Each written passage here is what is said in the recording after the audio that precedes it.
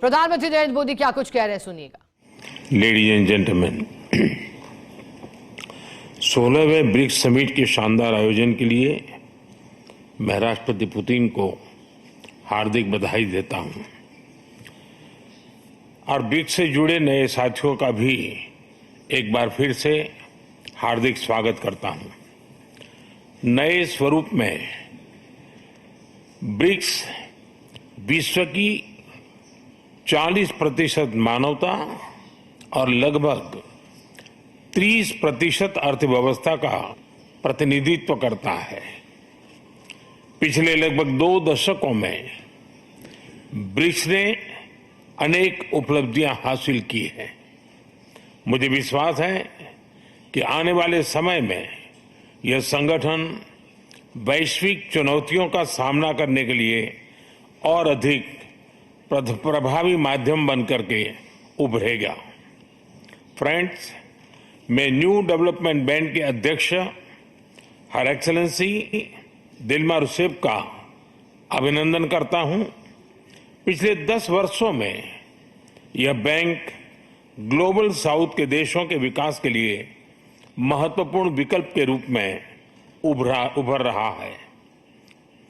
भारत के gift city के साथ साथ अफ्रीका तथा रूस में रीजनल सेंटर्स के खुलने से इस बैंक की गतिविधियों को बल मिला है और लगभग $35 बिलियन के डेवलपमेंट प्रोजेक्ट्स सैंक्शन किए गए हैं।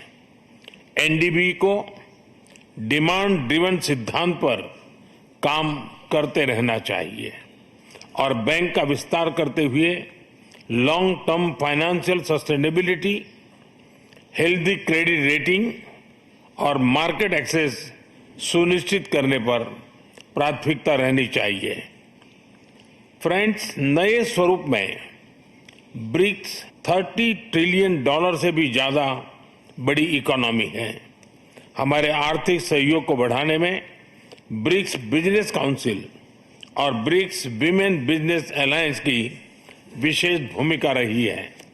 इस वर्ष ब्रिक्स के अंदर WTO reforms, trade facilitation in agriculture, resilient supply chains, e commerce और स्पेशल इकोनॉमिक जोन को लेकर जो सहमति बनी है उससे हमारे आर्थिक सहयोग को बल मिलेगा।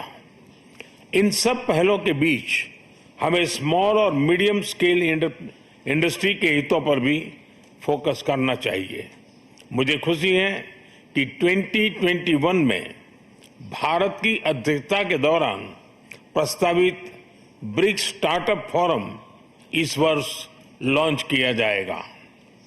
भारत द्वारा दिया गया रेलवे रिसर्च नेटवर्क का इनिशिएटिव भी ब्रिक्स देशों के बीच लॉजिस्टिक्स और सप्लाई चेन कनेक्टिविटी बढ़ाने में अहम भूमिका निभा रहा है। इस साल ब्रिक्स देशों में यूनिडो के साथ मिलकर इंडस्ट्री 4.0 के लिए स्किल्ड वर्कफोर्स तैयार करने पर बनी सहमति बहुत ही महत्वपूर्ण है। 2022 में लॉन्च किया गया ब्रिक्स वैक्सीन R&D सेंटर सभी देशों की स्वास्थ्य सुरक्षा बढ़ाने में मदद कर रहा है। हमें डिजिटल हेल्थ में भारत का सफल अनुभव ब्रिक्स पार्टनर्स के साथ साझा करने में खुशी होगी। फ्रेंड्स, क्लाइमेट चेंज हमारी साझी प्राथमिकता का विषय रहा है। रूस की अध्यक्षता में BRICS open carbon market partnership के लिए बनी सहमति का स्वागत करता है। भारत में भी green growth, climate resilient infrastructure और ग्रीन ट्रांजिशन पर विशेष रूप से बल दिया जा रहा है। International solar alliance, coalition for disaster resilient infrastructure, mission life यानी लाइफस्टाइल फॉर एनवायरमेंट, एक पेड़ मां के नाम जैसे इनिशिएटिव लिए गए हैं।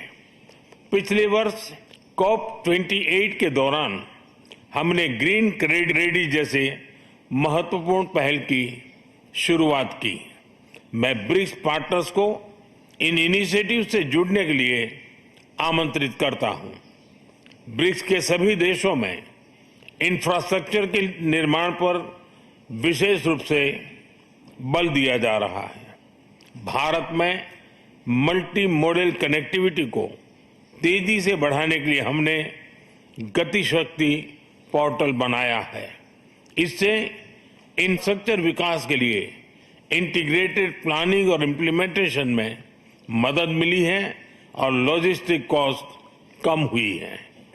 हमारे अनुभव आप सभी के साथ साझा करने में हमें खुशी होगी। फ्रेंड्स, ब्रिक्स देशों के बीच फाइनेंशियल इंटीग्रेशन बढ़ाने के लिए प्रयासों का हम स्वागत करते हैं। लोकल करेंसीज में व्यापार और सुगम रूप से क्रॉस बॉर्डर पेमेंट से हमारा आर्थिक सहयोग सुदृढ़ होगा।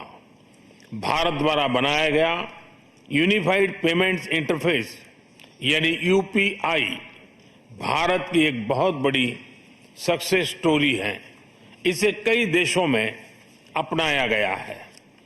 पिछले वर्ष हिज हाइनेस शेख मोहम्मद के साथ मिलकर हमने इसे यूएई में भी लॉन्च किया।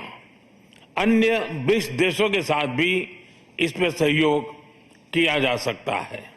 फ्रेंड्स, भारत ब्रिक्स के अंतर्गत सहयोग बढ़ाने के लिए पूरी तरह से प्रतिबद्ध है।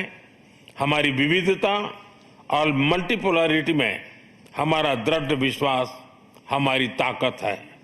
हमारी यही ताकत और मानवता में साझा विश्वास हमारी भावी पीढ़ी के समृद्ध और सशक्त भविष्य को सार्थक रूप देने में सहयोग होगा।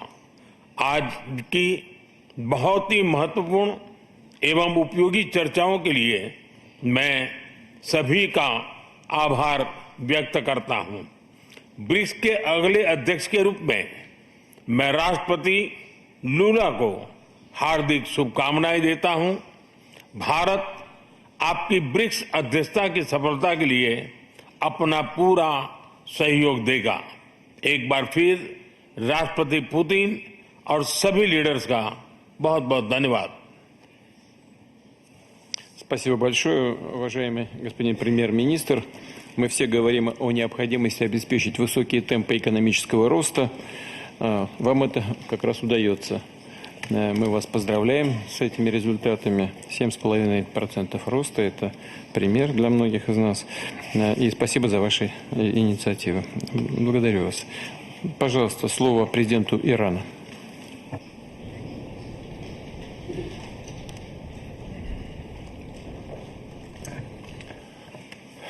بسم الله الرحمن الرحیم.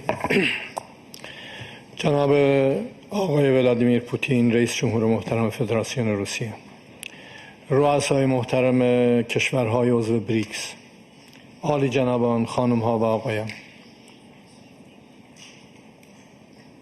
امروز در حال نخستین اجلاس بریکس جدید یا بریکس بزرگتر رو برگزار می‌کنیم که بسیاری از امیدها برای ایجاد یک جهان عادلانه‌تر، امن‌تر و شکوفاتر در دنیای پس از جنگ سرد هنوز فرصت تحقق پیدا نکرده و میل به سلطه‌گری و یکجانبه گرایی همچون آفتی کشنده بنیانهای صلح و همکاری جهانی را مورد تهدید قرار می‌دهند.